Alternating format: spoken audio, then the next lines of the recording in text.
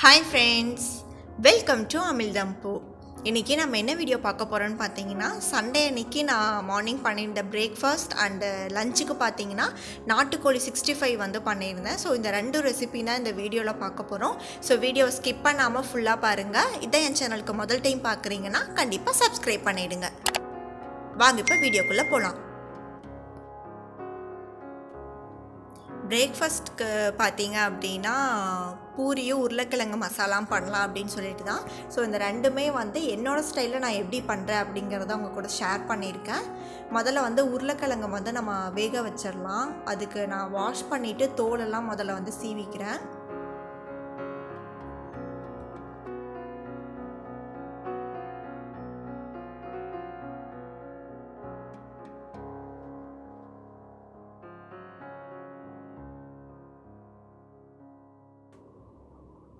தோலெல்லாம் எடுத்ததுக்கப்புறமா நான் பார்த்திங்கன்னா ஒரு 4 பீசஸாக வந்து இந்த மாதிரி கட் பண்ணிக்கிறேன். எல்லாத்தையுமே ஒரே ஈவனாக கட் பண்ணிட்டோம் அப்படின்னா ஒரே மாதிரி நமக்கு குக் ஆகிடும்.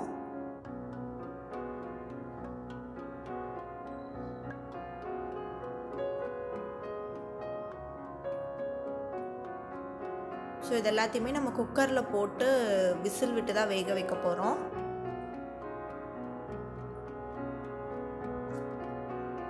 தேவையான அளவு தண்ணி சேர்த்துக்கோங்க.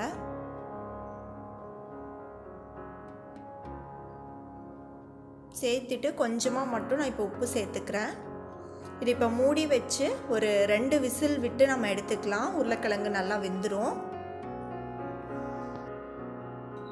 உருளைக்கிழங்கு நல்லா வேகட்டும். அதுக்குள்ளே நமக்கு வந்து பூரிக்கு வந்து மாவு பிசைஞ்சு வச்சிடலாம். ஸோ நான் கோதுமை மாவு வந்து ஒரு அரை பேக்கெட் அளவுக்கு வந்து நான் சேர்த்துருக்கேன். உங்களுக்கு எந்த அளவுக்கு வேணுமோ உங்கள் வீட்டில் இருக்கவங்களுக்கு அந்தளவுக்கு நீங்கள் மாவு எடுத்துக்கோங்க.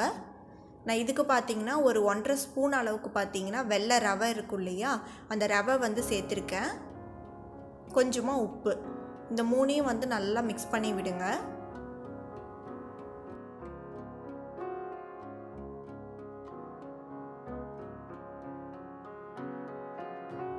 இது மிக்ஸ் ஆனதுக்கப்புறமா பார்த்தீங்கன்னா ஒரு டேபிள் ஸ்பூன் அளவுக்கு எண்ணெய் சேர்த்துக்கலாம். எண்ணெய் சேர்த்து எண்ணெயும் வந்து எல்லா மாவுலேயும் படுற மாதிரி நல்லா வந்து பரட்டி விட்டுக்கோங்க.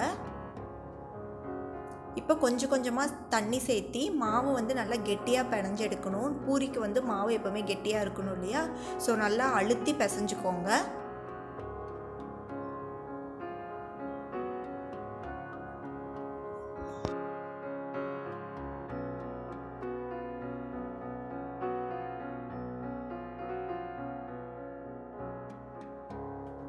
மாவு பார்த்திங்கன்னா நல்லா கெட்டியாக பிசைஞ்சாச்சு. இப்போ கொஞ்சமாக ஒரு எண்ணெய் தடவி காஞ்சி போகாமல் இருக்கிறதுக்காக தடவி நம்ம வச்சிடலாம்.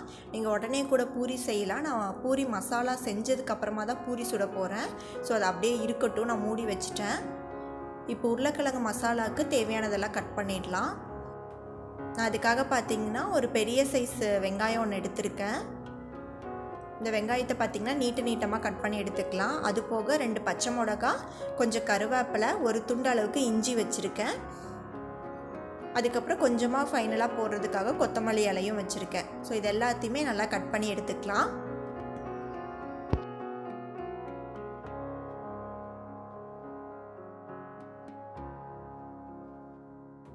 இப்போ எல்லாமே வந்து கட் பண்ணியாச்சு. உருளைக்கிழங்கும் பார்த்திங்கன்னா விசில் வந்து ப்ரெஷரும் அடங்கிடுச்சு. ஸோ ஓப்பன் பண்ணி பார்க்கலாம். இப்போ கத்தி உள்ளே விட்டு பார்க்குறேன் பாருங்கள், நல்லா சாஃப்டாக குக் ஆகிடுச்சு. இப்போ மசாலா பண்ணுறதுக்காக கடாய் வச்சு ஒரு 2 ஸ்பூன் அளவுக்கு எண்ணெய் சேர்த்துக்கிறேன். சூடானதுமே ஒரு 1/4 ஸ்பூன் அளவுக்கு கடுகு சேர்த்துக்கோங்க. கடுகு நல்லா பொரிஞ்சதுமே வந்து ஒரு 1/4 ஸ்பூன் அளவுக்கு சோம்பு, ஒரு 1/4 ஸ்பூன் அளவுக்கு ஓமம், ரெண்டுத்தையுமே இந்த மாதிரி கையில் போட்டு நல்லா நசுக்கிட்டு அதுக்கப்புறம் சேர்த்துக்கோங்க. சோம்பு பார்த்திங்கன்னா ஃப்ளேவருக்காகவும், ஓமம் பார்த்திங்க அப்படின்னா நம்ம உருளைக்கிழங்கு சாப்பிட்றதுனால அந்த கேஸ் ப்ராப்ளம் வரும் இல்லையா, ஸோ அந்த ஜீரணத்துக்கு எல்லாத்துக்குமே ஓமம் ஹெல்ப் பண்ணும். ஸோ நம்ம குட்டி குட்டியாக கட் பண்ணி வச்சுருக்க இஞ்சியும் வந்து நல்லா தட்டிட்டு நான் சேர்த்துருக்கேன். அது போக 2 பச்சை மிளகா, கருவேப்பிலை, பெரிய வெங்காயம் கட் பண்ணது எல்லாத்தையுமே சேர்த்திக்கோங்க. சேர்த்திட்டு வெங்காயம் நல்லா வதங்கட்டும். வெங்காயம் வதங்கிறதுக்காக கொஞ்சம் உப்பு, 1/4 ஸ்பூன் அளவுக்கு மஞ்சள் தூள் சேர்த்திருக்கேன். எல்லாத்தையும் நல்லா வதக்கி விடுங்க. இதில் இஞ்சி பார்த்தீங்க அப்படின்னா ஆப்ஷன் தான், உங்களுக்கு வேணும்னா சேர்த்திக்கோங்க. நான் வந்து ஜீரணத்துக்கு கொஞ்சம் நல்லாயிருக்கும் இஞ்சி சாப்பிடும் போது அப்படிங்கிறதுக்காக நான் சேர்த்திருக்கேன். ஃப்ளேவரும் நல்லாயிருக்கும் நம்ம சாப்பிடும் போது. ஸோ இப்போ நம்ம வெங்காயம் வதங்கிடுச்சு. ஸோ வேக வச்சுருக்க உருளைக்கிழங்கு எல்லாத்தையுமே சேர்த்துக்கலாம். நீங்கள் வந்து பொட்டேட்டோ ஸ்மாஷர் வச்சுருந்தீங்கன்னா அதை வச்சு கூட ஸ்மாஷ் பண்ணிக்கலாம். நான் இப்படியே கரண்டியில் வந்து நல்லா ஸ்மாஷ் பண்ணி விட்டுற போகிறேன். ரொம்ப எல்லாத்தையும் குலைவாக பண்ண வேண்டாம். அங்கங்கே வந்து ஒரு சில பீசஸ் வந்து கொஞ்சம் கடித்து சாப்பிட்ற மாதிரி இருக்க மாதிரியும் கொஞ்சம் பெருசாக விட்டுருங்க. இப்போ நம்ம உருளைக்கிழங்கு வேக வச்சு தண்ணி ரிமைனிங் இருந்துச்சு இல்லையா, அதுவும் அது போக கொஞ்சம் தண்ணியும் நான் ஒரு 1/4 கப் அளவுக்கு சேர்த்துருக்கேன். எல்லாத்தையும் நல்லா மிக்ஸ் பண்ணி விடுங்க. இப்போ உப்பு பார்த்துட்டு இன்னும் கொஞ்சம் கூட சேர்த்திக்கலாம். இப்போ இதெல்லாமே நல்லா கொதிக்கட்டும். கன்சிஸ்டன்சி வந்து உங்கள் டேஸ்ட்டுக்கு ஏற்ற மாதிரி நீங்கள் அட்ஜஸ்ட் பண்ணிக்கலாம். இப்போ பாருங்கள் நல்லா கொதிச்சு வந்துருச்சு. நம்மளோட உருளைக்கிழங்கு மசாலா அவ்வளோதான், ரொம்ப சிம்பிளான மசாலா ரெடி ஆகிடுச்சு. ஃபைனலாக கட் பண்ணி வச்சுருக்க கொத்தமல்லி இலையும் அதில் சேர்த்தி ஒரு தடவை மிக்ஸ் பண்ணி விட்டுடலாம். இப்போ ரெடி ஆகிடுச்சு. அடுப்பை ஆஃப் பண்ணிடலாம். இப்போ இதை ஒரு சர்விங் பவுலுக்கு வந்து நம்ம மாற்றிடலாம். மாற்றிட்டு அதுக்கப்புறம் வந்து நம்ம பூரி ரெடி பண்ணுறதுக்கு வந்து பார்க்கலாம். கன்சிஸ்டன்சி பாருங்கள் இப்போ கரெக்டாக இருக்குது. இன்னும் நம்ம சாப்பிடும் போது இன்னுமே கரெக்டாக இருக்கும். பூரிக்கு பார்த்திங்கன்னா மாவு நல்லா வந்து தேய்ச்சி எடுத்துக்கலாம். முதல்ல மாவு வந்து ஒரு தடவை நல்லா பிசைஞ்சு விட்டுக்கோங்க. பிசைஞ்சதுக்கப்புறமா ஒரு குட்டி குட்டி பால் சைஸாக நம்ம வந்து உருட்டி எடுத்துக்கலாம். மூடி வச்சுடுங்க, ஏன்னா காஞ்சி போயிடும். நான் வந்து எண்ணெயோ இல்லை மாவோ வந்து எதுவுமே சேர்க்கவே மாட்டேன். ஒரு 2-3 டைம் தேய்க்கும் போது தான் இந்த மாதிரி ஒட்டுற மாதிரி இருக்கும். அதுக்கப்புறம் ஒரு 2-3 டைம் நீங்கள் தேய்ச்சதுக்கப்புறம் பார்த்தீங்கன்னா மாவு எதுவுமே ஒட்டாது. ஸோ நம்ம எண்ணெயில் போட்டு வரமாவு போட்டு நம்ம தேய்ச்சிட்டு எண்ணெயில் போட்டோன்னா அந்த மாவு எல்லாமே எண்ணெய்க்குள்ளே போயிட்டு ஃபுல்லாமே கலர்லாம் சேஞ்ச் ஆகிடும். ஸோ இந்த மாதிரி நீங்கள் இல்லை அப்படின்னா லைட்டாக கூட நீங்கள் எண்ணெய் தேய்ச்சிட்டு கூட இந்த மாதிரி தேய்ச்சிக்கலாம். ஸோ மாவு இல்லாமல் எண்ணெயில் மட்டும் நீங்கள் பூரிக்கு போடுற மாதிரி இருந்தால் எண்ணெய் யூஸ் பண்ணுங்கள். நான் இப்போ எண்ணெய் எதுவுமே யூஸ் பண்ணலை, அப்படியே வந்து தேய்ச்சிட்டேன். ஸோ சண்டே பார்த்திங்கன்னா வேலண்டைன்ஸ் டே அப்படிங்கிறதுனால அகரக்குட்டிக்கு பூரினா ரொம்ப பிடிக்கும். ஸோ அவனுக்கு இந்த மாதிரி குக்கி கட்டர் இருந்துச்சு. ஸோ இந்த ஹார்ட்டின் ஷேப்பில் வந்து அவனுக்கு கட் பண்ணி சுட்டு கொடுக்கலாம் அப்படின்னு சொல்லிட்டு ஹார்ட்டின் இது வச்சு கட் பண்ணியிருந்தேன். ஸோ எண்ணெயும் பார்த்திங்கன்னா சைடில் நான் முன்னாடியே காய வச்சுட்டேன். எண்ணெயும் சூடாயிடுச்சு. ஸோ பூரி பாருங்கள் நல்லா உப்பெல்லாம் எப்படி வருதுன்னு சொல்லி. ஸோ 2 சைடு இந்த மாதிரி எண்ணெய் எடுத்து விட்டு திருப்பி போட்டிங்கன்னா நல்லா குக் ஆகிடும். இப்போ எடுத்துடலாம். ஸோ இதே மாதிரி தான் நீங்கள் வரமாவு தேய்க்காமல் எண்ணெயே பார்த்தீங்க அப்படின்னா லைட்டாக ஒரு 2 ட்ராப்ஸ் அந்த மாதிரி சேர்த்துட்டு நீங்கள் தேய்ச்சிங்க அப்படின்னாவே மாவு நல்லா தேய்க்க வரும். எண்ணெயில் போடும் போதும் பார்த்தீங்கன்னா உள்ளே எதுவுமே நமக்கு வந்து செட்டில் ஆகாது, அந்த வரமாவோட இது எதுவுமே இருக்காது. ஸோ எண்ணெயும் கிளியராக இருக்கும், நமக்கு வேஸ்ட் ஆகாது எதுவுமே. ஸோ நான் இப்போ ரவுண்டாகவும் பூரி போட்டிருக்கேன் பாருங்கள், அதுவும் நல்லா எப்படி உப்பி வருதுன்னு. ஸோ நம்ம ரவை போட்டிருக்கறனால பூரி ரொம்ப நேரத்துக்கு நல்லா உப்பலாக நல்லா இருக்கும் நமக்கு சாப்பிட்றதுக்கு. ஸோ இதே மாதிரி நான் எல்லா பூரியுமே ரெடி பண்ணிவிட்டு உங்களுக்கு காட்டுறேன்.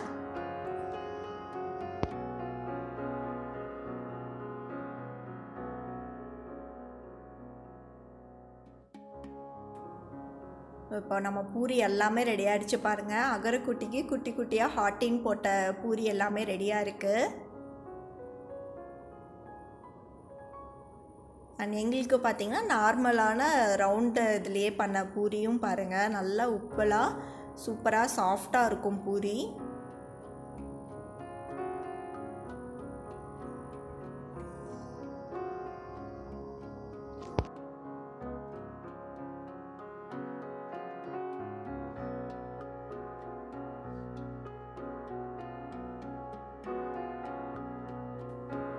நம்மளோட டேஸ்டியான உருளைக்கிழங்கு மசாலாவும் வந்து ரெடியாக இருக்குது.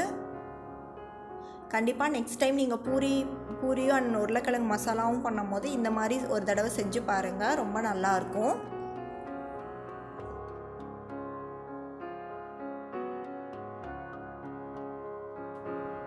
இப்போ ஒரு பூரி எடுத்து நான் பிச்சு காட்டுறேன் பாருங்கள், எந்த அளவுக்கு நல்லா சாஃப்டாக இருக்குன்னு. இது சாப்பிட்றதுக்குமே ரொம்ப நல்லாயிருக்கும். ஸோ நம்ம இப்போ வந்து பூரி அண்ட் மசாலாவை வந்து நம்ம சர்வ் பண்ணிடலாம்.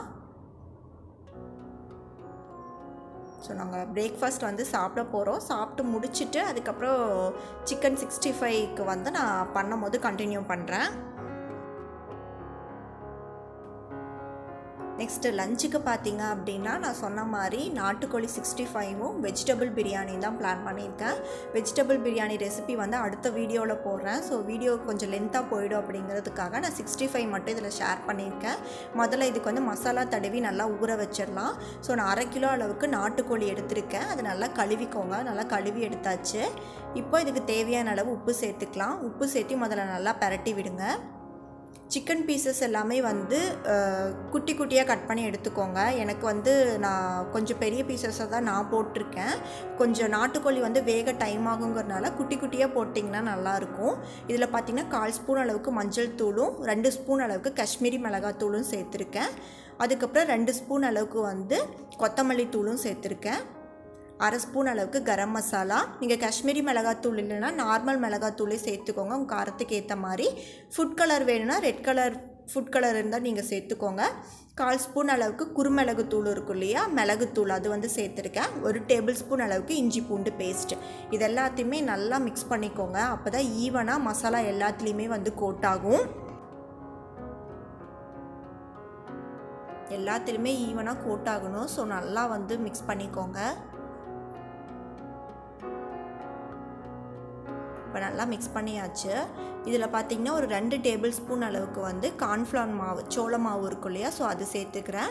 1 டேபிள் ஸ்பூன் அளவுக்கு வந்து அரிசி மாவு சேர்த்துக்கலாம்.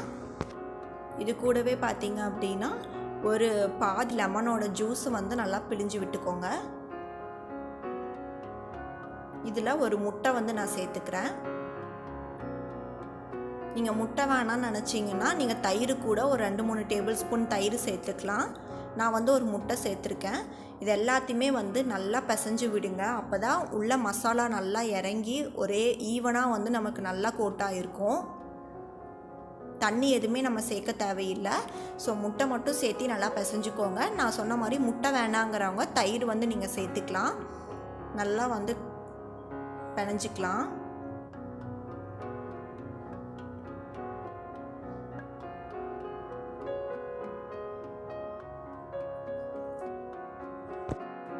இது நல்லா மிக்ஸ் பண்ணதுக்கப்புறம் பார்த்திங்கன்னா குறைஞ்சது ஒரு 1/2 மணி நேரத்துலேருந்து 1 மணி நேரமாவது ஊற வைக்கணும். நான் வந்து ஒரு 2 மணி நேரம் ஊற வைக்க போகிறேன். ஸோ அதனால் ஃப்ரிட்ஜில் வச்சுட போகிறேன். ஸோ இது ஃப்ரிட்ஜில் 2 மணி நேரம் நல்லா ஊறட்டும். அப்போ தான் மசாலா நல்லா உள்ளே இறங்கியிருக்கும். சாப்பிடும் போது நல்லாயிருக்கும் நமக்கு டேஸ்ட்டு. ஸோ ஊறினதுக்கப்புறமா நம்ம ஃப்ரை பண்ண ஆரம்பிச்சிடலாம். இப்போ 2 மணி நேரம் பார்த்திங்கன்னா நல்லா ஊறிடுச்சு. நான் கடாயில் பொரிக்கிறதுக்கு தேவையான அளவு எண்ணெய் ஊற்றி வச்சுருக்கேன். நல்லா சூடாகட்டும். இப்போ எண்ணெயும் நல்லா சூடானதுக்கப்புறமா நாம் சிக்கன் பீசஸ் எல்லாத்தையுமே போட்டு ஃப்ரை பண்ணி எடுத்துக்கலாம். ஸோ இது நாட்டுக்கோழிங்கிறனால கொஞ்சம் குக்காருக்கு டைம் ஆகும். அடுப்பை வந்து லோ டு மீடியம் ஹீட்லேயே வச்சு பொறுமையாக குக் பண்ணி எடுக்கணும். ஸோ சிக்கன் பீசஸ் வந்து நான் கொஞ்சம் பெரிய பெரிய பீசஸாக போட்டிருக்கேன். ஸோ குக்காகிறதுக்கு ரொம்ப டைம் ஆகும். நீங்கள் வந்து குட்டி குட்டி பீசஸாக போட்டுட்டீங்க அப்படின்னா சீக்கிரமாக வந்து குக் ஆகும். ஸோ இதை வந்து கொஞ்சம் நார்மல் சிக்கனை விட இந்த சிக்கனை பொறுமையாக குக் பண்ணி எடுத்துக்கலாம்.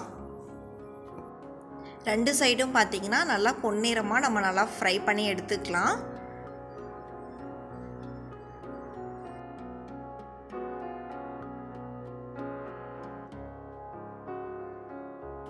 இப்போ பார்த்திங்கன்னா சிக்கன் எல்லாமே நல்லா ஃப்ரை ஆகிடுச்சு. இப்போ நம்ம எடுத்துடலாம்.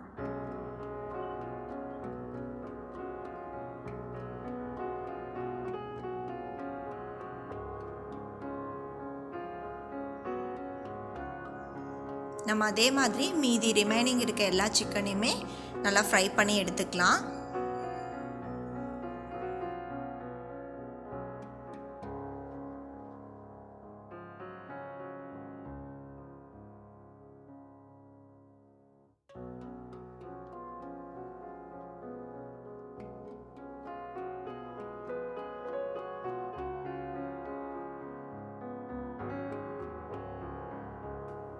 சிக்கன் எல்லாமே பார்த்திங்கன்னா நல்லா ஃப்ரை பண்ணி எடுத்தாச்சு.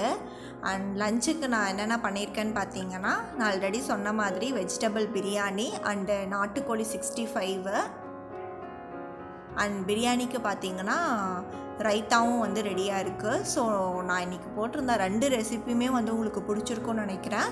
பிடிச்சிருந்தா லைக் பண்ணுங்கள், ஷேர் பண்ணுங்கள், அண்ட் எப்படி இருந்துச்சுன்னு சொல்லிட்டு கீழே கமெண்ட் பண்ணுங்கள். அண்ட் என் சேனலுக்கு யாராவது சப்ஸ்கிரைப் பண்ணாமல் பார்த்துட்டு இருந்தீங்கன்னா கண்டிப்பாக சப்ஸ்கிரைப் பண்ணிவிடுங்க. தேங்க்ஸ் ஃபார் வாட்சிங்.